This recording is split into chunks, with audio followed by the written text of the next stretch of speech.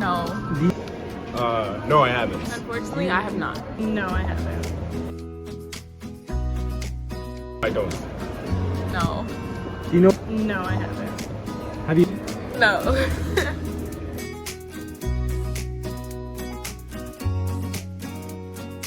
I have. No. Yes.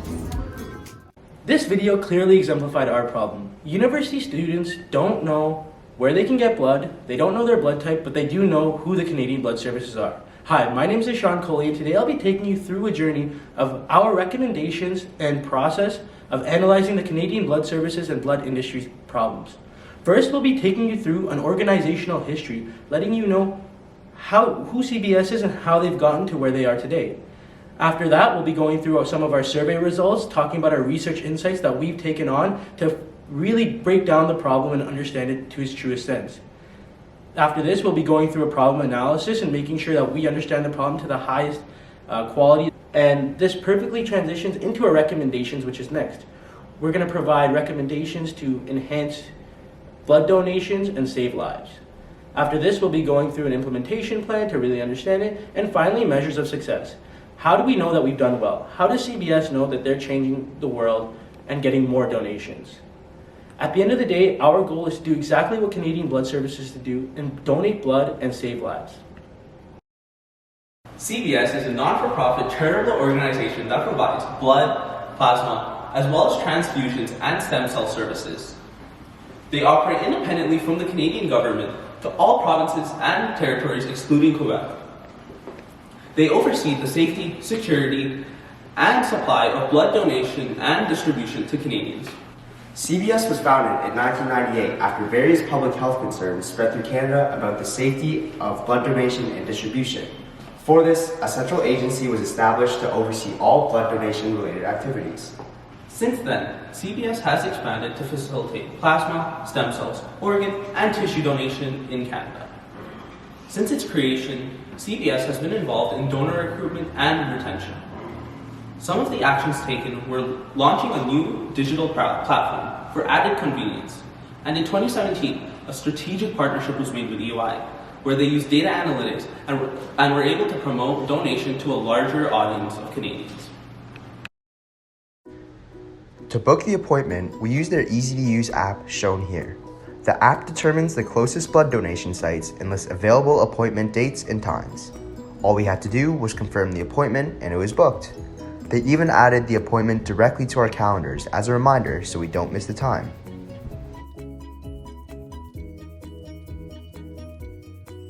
Here you can see me and Alex on the day of the appointment as we were getting ready. We were pretty nervous as it was our first time, but the kindness of the people inside really put us at ease. The lady at the counter first checked us in and gave us some salty snacks like chips and pretzels and also water for hydration. It's so that we feel better throughout the process. They then handed us these informative booklets to read so we can understand the whole process and what we need to know about donating. We also got these first-time donor stickers so that workers knew it was our first time and it would be extra helpful in understanding. Next, we took a quick questionnaire, and after we were taken to the seats where the people were really helpful and talked us through the process. They then found the right vein and the process started. They made sure we were doing great the whole time, and finally after a few minutes, we were done. We were then taken to sit down where we got more salty snacks and water. And finally, once we were 100%, we were allowed to leave. Overall, it was a very easy experience and everyone was very nice and helpful. And me and Alex felt great the whole entire time. Now that we know about the history of the organization, let's dive into the major problems and associated needs that Canadian Blood Services needs to solve in order to increase the amount of blood donors. Our biggest problem is the lack of donors who are willing to donate blood post-pandemic, specifically in the student community. Being that students are our future leaders and they are particularly a healthy subset of individuals, it is imperative that Canadian Blood Services reaches this demographic of the population to ensure consistent donations currently and in the future. A major problem that was found across numerous studies was the lack of trust between donors and organizations receiving donations. In 2017, a study was conducted to determine a potential method for enhancing customer satisfaction of donors. The study concluded that individuals would be more inclined to donate if there was proof showing that their donations were actually helping people. Second, the lack of education and knowledge about donating blood. Studies have shown that approximately 50% of college students believe that they are unfit to donate blood or will be extremely weak after doing so. Canadian Blood Services must provide students with proper education to help reduce the fears and stigma against donating blood.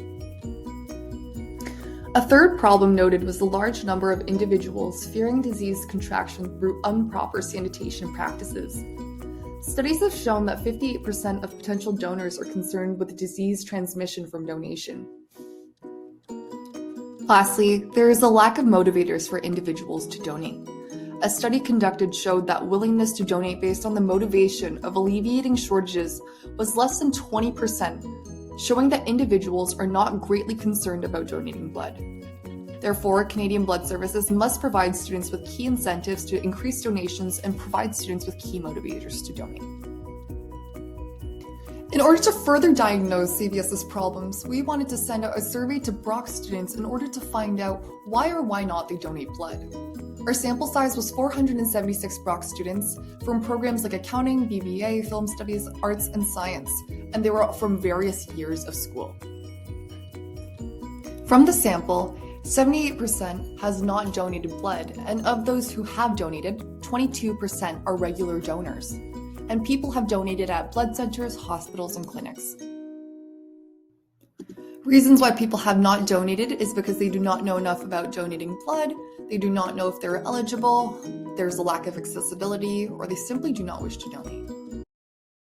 Understanding the problem is a key part of the consulting process.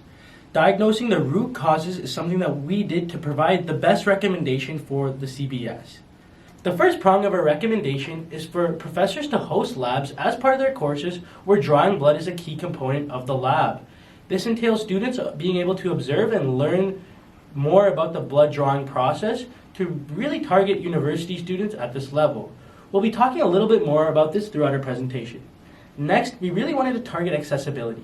Students don't know where to donate blood or how to get there. This is why we want to implement a shuttle. We'll be talking more about this as well. And finally, the last thing that we want to implement from our delegation is a 3CA, which stands for the CBS Campus Creative Ambassador. Their role is to really promote Canadian Blood Services throughout the school in many different mediums, which we will discuss. And this ambassador also really needs to embody Canadian Blood Services throughout all of their media, all of their decisions, and they really need to be the poster boy for CBS. Now that we understand the recommendations, we're going to be taking a deeper dive starting with our health science labs. Now that we know about a three-prong approach method, let's dive into our first prong. So that's going to be partnering up with some health sciences students. The main focus of this will be to increase student awareness, as well as provide medical students with the opportunity to gain some exposure in the medical field. So essentially what will happen is professors will be able to partner up with CBS and incorporate this into a lab component for students to gain some exposure.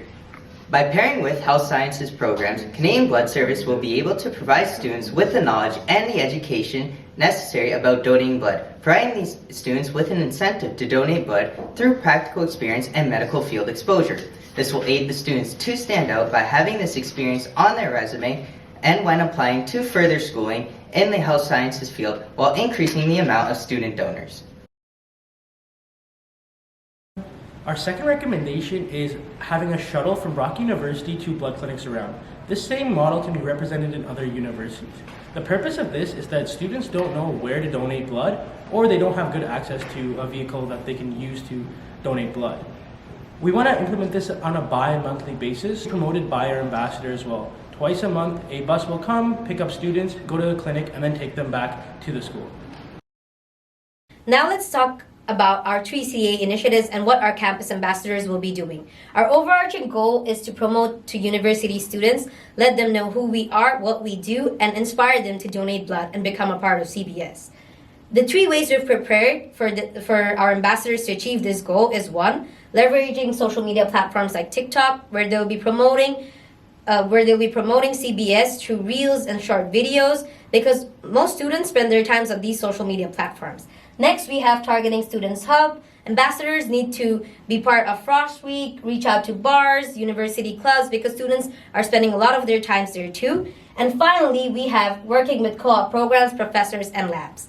With these three initiatives, we intend to further achieve our goal and to create a name for CBS among students. Here's an example of our ideal student ambassador. This is John. John is an undergraduate student passionate about CBS. He's an outgoing, confident person involved in school, and he has a strong social media presence. And finally, he is a person who's interested in gaining work experience. Now that we've talked about our detailed recommendations, let's see how we can implement them, starting with the blood taking lab for health science students. In the present, we can research and reach out to university and health faculty partners that may be interested in implementing this lab. Next, we would designate a point of contact at the university for CBS and the faculty. And after these people have been designated, we would have preliminary meetings to determine expectations and scheduling for when the labs will take place. After the lab plan development and approval, labs are officially approved to begin and are to be conducted every semester. Next, moving on to the implementation of our bi-monthly shuttle, we'd start off with creating a blood donor eligibility screening form to make sure that people who are actually getting to these centers are actually eligible. And also we want to estimate the demand of students that will want to use the service, because in week 2, we'll be working on hiring a bus driver and creating a bus schedule and planning which blood center students will be sent to. And in week 6, bi-monthly shuttles will be sent out from Brock University to blood clinics. And last but not least is the 3CA ambassador position, where we will start off with beginning to promote the new ambassador positions through universities. Next, we will make sure to have the ambassador application screening process and interviews. And as soon as these ambassadors are selected, ambassador training will start in week 10. Next, ambassadors will start their active positions on campus 6 weeks later.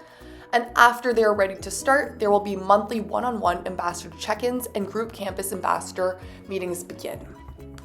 Now let's on to the expected costs of our recommendations. So for the health science student lab, we will need a CBS representative present. We will also need equipment to run these labs, whether it be needles, whether it be blood bags, and we also need transportations for our CBS representatives. Some of the costs for the shuttle include the screening form, school bus, the cost of the driver, and the amount of gas money we will be needing. And finally, we have innovative promotions, where the main budget is going towards the ambassadors. After looking at the cost breakdown, let's take a look at the totals for each initiative. Our Health Sci Lab will cost around $5,875, shuttles to clinics will be around $11,200, and innovative promotions will cost $92,000, bringing us to a total of $164,125 over the span of the year. Now that we know how much this project is going to cost, let's jump into our 5-star ranking system to evaluate our goals throughout the year. We have 4 main categories that will be monitored throughout the year, being gain exposure, safety, restore donors, and increase activity. For gain exposures, our goal will be to get 1 or more donors from donor referral from each donor. To monitor safety, we aim to be consistent in maintaining a 0% spread of disease transmission.